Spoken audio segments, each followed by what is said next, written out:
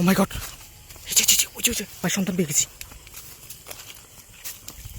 ও মাই god দর্শক বন্ধুরা, ওই দেখুন ওই গাছতলায়, কি গাছ এটা, এই গাছের নিচে কিন্তু ওই দেখেন ওখানে কিন্তু কালো জাদু হচ্ছে, ইতিহাসের শ্রেষ্ঠ ভয়ঙ্কর কালো জাদু। আমার সন্তানে আমার উপস্থিতি কিন্তু এখনও টের পাইনি। আমি যত সম্ভব কাছ থেকে, ওখানে ওর সামনে কিছু একটা আছে, তার উপরে কিন্তু এই দুষ্টু তান্ত্রিক কিন্তু কালো জাদু করছে ওখানে। খালিদ ভাই দেখেন, সাবধানে থাকেন, ও কিন্তু বিভিন্ন রকম বান ছুটতে পারে। দেখুন একটা পুতুল আছে ভাই, আমরা শুনেছি পুতুলের উপর কিন্তু কালো জাদু করা হয়। ও মাই গড, এই ওই দেখেন, ওই দেখ, এই কুকুরটার উপরে কি কালো জাদু করতেছে? ও মাই গড, কি হলো ভাই? ও কই যাচ্ছে? ও মাই গড, এ ভাই কই গেল? এই তান্ত্রিক কোথায় গেল? এই দেখেন, এই দেখেন, ও মাই গড, এই যে ভাই এই পুতুলটার, খালিদ ভাই ভাই স্পর্শ করা কি উচিত হবে? আমার মনে হয় না ভাই, কালো জাদু না জানি ভাই, এই কালো জাদু, এই পুতুলটাকে কেন্দ্র করে কালো জাদু করে না জানি কার ক্ষতি করার চেষ্টা করা চাই। তান্ত্রিকটা কোথায় গেল?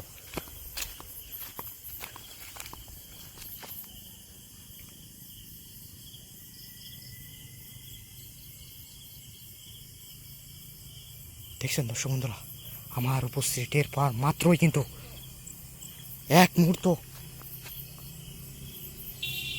এখানে, কে এই তান্ত্রিকটা কিন্তু এক মুহূর্ত এখানে থাকেনি, এখান থেকে কিন্তু সরে গেছে। এই জায়গা কোথায় বেশি দূরে যেতে পারিনি, আমার মনে হয় আশেপাশে কোথায় লোকায় পড়েছে, আশেপাশে কোথায় আছে দেখার চেষ্টা করি। ঘন জঙ্গলে ঘেরা এই জঙ্গলের ভিতর একটা ভালো স্থান বেছে নিয়েছে যাতে কেউ টের না পায়।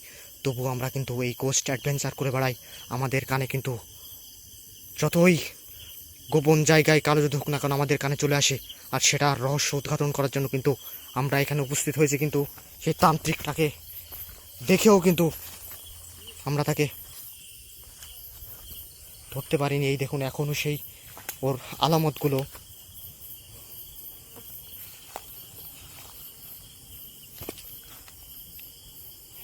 মানে এই পুতুলটা কিন্তু একেবারে নড়বড়ে একটা অবস্থা, তার মানে একেবারে দুর্বল হয়ে গেছে। তার মানে এরপর কালো জাদু করে ও কি ওর সাধ্য সিদ্ধি করে ফেলানো নাকি, এটা বোঝা যাচ্ছে না। কিন্তু কে এখানে বেশিক্ষণ থাকা কিন্তু নিরাপদ হবে না ভাই, কে পরিবেশটা একেবারে ইয়ে গেছে।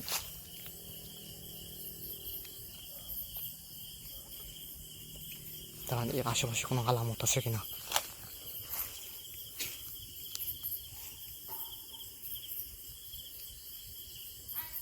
ওকে, এটা কি দূর থেকে নিয়ন্ত্রণ করছে নাকি? ভাই দিবে গেল জ্বলতে